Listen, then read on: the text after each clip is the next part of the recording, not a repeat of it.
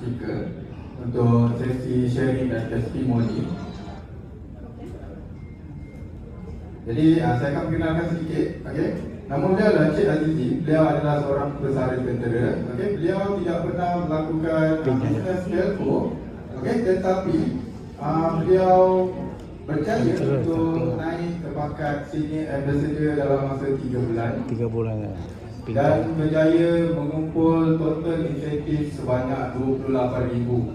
Okey, ini adalah berkat daripada hasil pengalaman beliau selama 30 tahun dalam network marketing.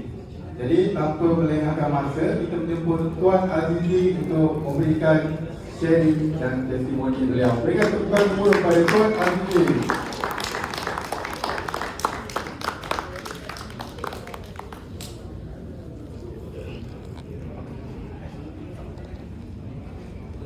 Okey, terima kasih kepada Tuan MC.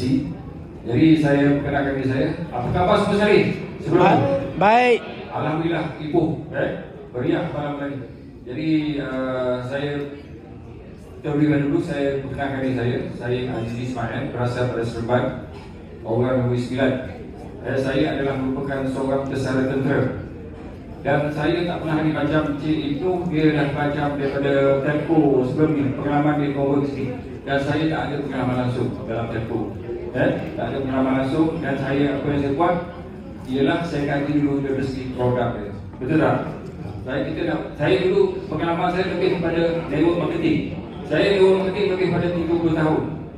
Jadi saya transform daripada industri yang lama ke industri telco. Jadi dan saya dah bermula sejak 5 bulan. Semenjak bermula Eastel obviously untuk open registration pada 2 bulan 3 sampai sekarang.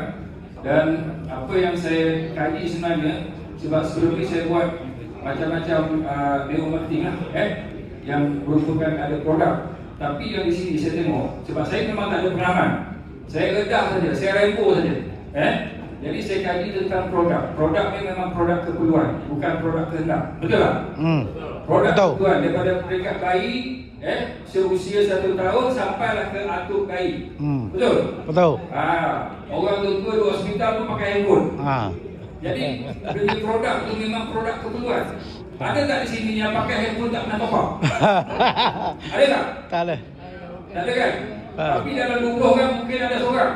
Ada. Ini jenis dia pergi kat kedai-kedai Dogi, dia tumpang wifi Dogi. Betul? Betul. Ada, tapi ratio dia amatlah kurang.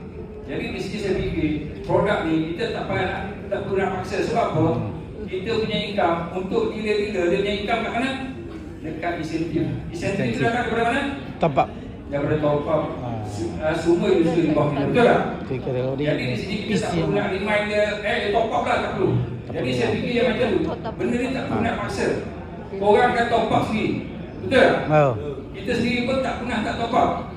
Dulu, waktu-waktu yang zaman saya dulu, kita nak cari orang yang pakai handphone susah. Betul? Betul. Tetapi sekarang, zaman sekarang, kita nak cari orang yang tak pakai telefon susah. Beza Jadi itu saya rasa dari segi personal saya, pribadi saya rasa produk ni memang boleh pergi tanpa kita paksa. Betul. Sebelum ni kalau kita buat produk lain, produk kesihatan ke apa, saya jalan dia sendiri dulu lah. Jadi setiap bulan kita kena reminder, kau kena maintain. Kalau tak maintain, kan, kita tak dapat lah. Tapi dalam telco, kita tak perlu nak remind dia, kita tak perlu nak force orang. Jadi dengan sukarela dia akan top up sendiri. Betul tak? Setuju Jadi saya rasa dalam telco ni ada inilah kali utama saya terjun dalam telco. Alhamdulillah dalam masa tiap-tiap bulan dan bulan saya naik ke satu pangkat sampailah sekarang alhamdulillah senior ambassador. Jadi saya tak nak ambil masa tuan-tuan sebab ramai lagi sharer yang akan berucap. Jadi saya ucapkan berbanyak-banyak terima kasih kepada jaringan saya. Ada tak jaringan saya ni? Ada tak? Dia pun tak kenal saya takut. Sebab alhamdulillah. Dan satu lagi, saya punya impian sama juga dengan Cik Iko, kita akan pergi satu lagi level, kita akan usaha, insyaAllah dalam tahun ini kita akan pergi ke TP. Territory Partner, insyaAllah. Jadi Assalamualaikum warahmatullahi wabarakatuh. Selamat malam semua.